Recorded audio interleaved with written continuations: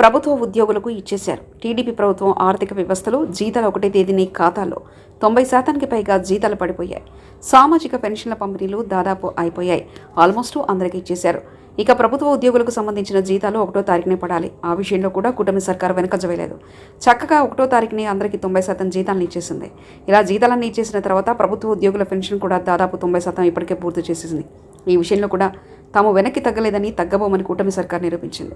ఆర్థిక వ్యవస్థ విషయంలో అనుభవం ఉంటే ఏం జరుగుతుందో కూటమి ప్రభుత్వం ద్వారా అర్థం చేసుకోవచ్చని నిపుణుల మాట.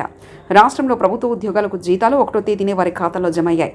ఉద్యోగులకు సోమవారం దాదాపు 90% పైన జీతాలు పడిపోగా పెన్షనర్లకు పెన్షన్లు కూడా 50% అందాయి. మిగతా వారికి మంగళవారం నాటి జీతాలు, పెన్షన్లు పూర్తి స్థాయిలో అందుతాయని ఆర్థిక శాఖ అధికారులు చెబుతున్నారు. పోలీస్, రెవెన్యూ, హెల్త్, పంచాయతీరాజ్ ఉద్యోగులకు జీతాలు అందాయి. కొన్ని జిల్లాల్లో దాదాపు 100% జీతాలు జమ అయ్యాయి. టీచర్ల బిల్లులు చివరిలో పెట్టడం వల్లనే వారిలో ఎక్కువ మందికి జీతాలు పడలేదు. మంగళవారం నాటికల్లా అందరికీ 100% జీతాలు అందుతాయని అధికారులు వెల్లడించారు. రాష్ట్ర వ్యాప్తంగా దాదాపు అన్ని బిల్లులు పూర్తిగా క్లియర్ అయినట్లు తెలిసింది. 4.5 ఏళ్లుగా జగన్ సర్కారు 1వ తేదీన జీతాలు ఇచ్చిన చరిత్ర లేదు. జీతాలు, పెన్షన్లు పూర్తి స్థాయిలో పడాలంటే నెలలో 3వ వారం వచ్చేది. ఈఎంఐలు, బిల్లులు చెల్లించాల్సిన ఉద్యోగులు అప్పులు తెచ్చి తిప్పలు పడేవారు. పెన్షనర్లు కూడా ఆసుపత్రి ఖర్చులు, మందులు, ఇతర ఖర్చులను సకాలంలో డబ్బులు అందక ఇబ్బందులు పడ్డారు. కానీ కూటమి ప్రభుత్వం వచ్చాక మొదటి నెలలోనే ఉద్యోగులకు జీతాలు దాదాపు పూర్తి స్థాయిలో, పెన్షన్లు సగానికి సగం అందాయి. ప్రభుత్వ ఉద్యోగులకు జీతాలు, పెన్షన్లు కలిపి నెలకు 5,500 కోట్లు అవసరమవుతాయి. వైసీ ప్రభుత్వ హయాంలో ఖజానాకు నెలకు 13,000 కోట్ల వరకు ఆదాయం వచ్చేది.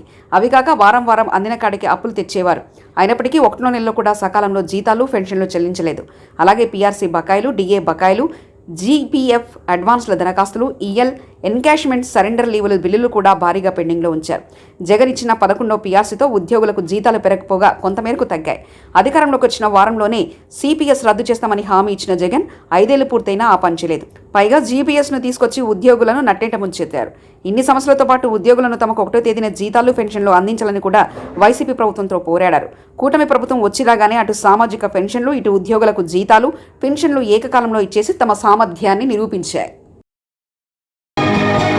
మరిన్ని కథనాల కోసం సబ్స్క్రైబ్ చేసుకోండి మీ అక్షర శిల్పం.